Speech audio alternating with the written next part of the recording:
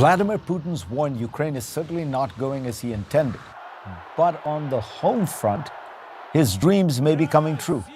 That was the thrust of a terrific New York Times article by the paper's Moscow reporters, Valerie Hopkins and Anton Troyanovsky. Valerie joins me now from Moscow. Welcome, Valerie.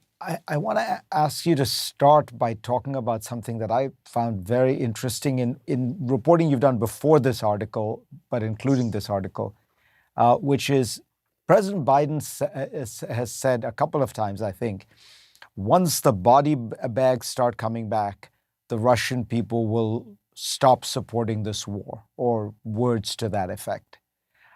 And what you found is that the body bags are coming back, but it is actually increasing the support for the war.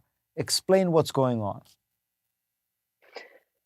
Well, thank you very much, Fareed, for having me. And I wish I didn't have to talk about this with you today, but it's true. In my reporting across Russia, what I've found when talking to people, mothers of those who have been lost or relatives, people are finding that their losses are actually making them support the war even more. They're starting to feel it even more. And of course, the Kremlin has refused to actually release the full statistical data of how many people have been killed, how many soldiers have died in this war.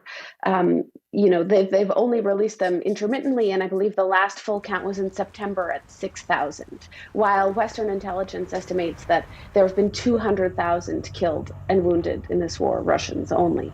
So of course, most Russians don't know the full extent of this, but my reporting and reporting by other colleagues who remain in Russia and who have spoken to the mothers and relatives of these dead soldiers find that that this makes them support it even more because they feel a concrete sense of loss. They do believe the propaganda that the government has been pushing not only for the past year but also before, but it has really ramped up this year, is that the West seeks to destroy Russia, and this is an existential struggle for Russia's survival against the West. And they also are increasingly buying the line that actually the West was preparing an invasion, and that Putin was smart to preemptively invade Ukraine. It's quite surprising and quite shocking, but this is where we are right now, 1 year in. You talk also about a much broader transformation that is taking place in Russia. I mean, this goes back a long way, the debate in Russia between the kind of Westernizers and what used to be called the Slavophiles, people who thought Russia's destiny lies with the West, and those who said, no, Russia is its own distinct, unique creature. You say that this war has helped almost finally, in a very decisive way, move that debate in one direction, right? Absolutely. Well, as you read in the article, one of the businessmen very close to President Putin, Konstantin Malafeyev, expressed his joy that this war, he expressed some degree of pleasure, we can say, about the fact that this war continues as long as it did. As you know, initially when this was planned, it was planned as a blitzkrieg. They thought they could take Kiev in 3 days, change the government and just occupy.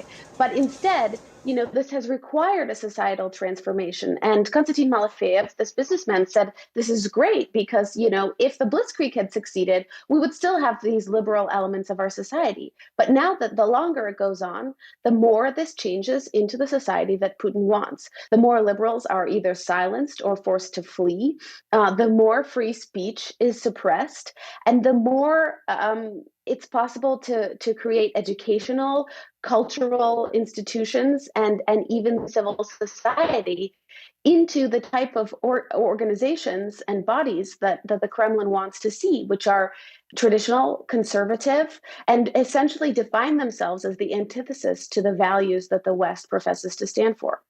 So, in a sense, it feels to me like what you're saying, the longer this war goes on, don't expect Russia to feel, that it's, oh my goodness, it's a big mistake. It's actually having the effect of making Russians double down on this anti-Western narrative and anti-Western society. On the one hand, yes, I think, in the near term, that is the case. But I think what we've learned from Russia's experience with other wars. The Soviet invasion of Afghanistan was something that many people were frustrated about and opposed to. But it didn't. It took them years to organize and to truly be fed up and frustrated. I think a lot of this is actually apathy, and much of that is due to the fact that the economy has sort of more or less remains normal. But it's possible that at a certain point that there may be some tipping point. It's just how far along that might be. It's really hard to say.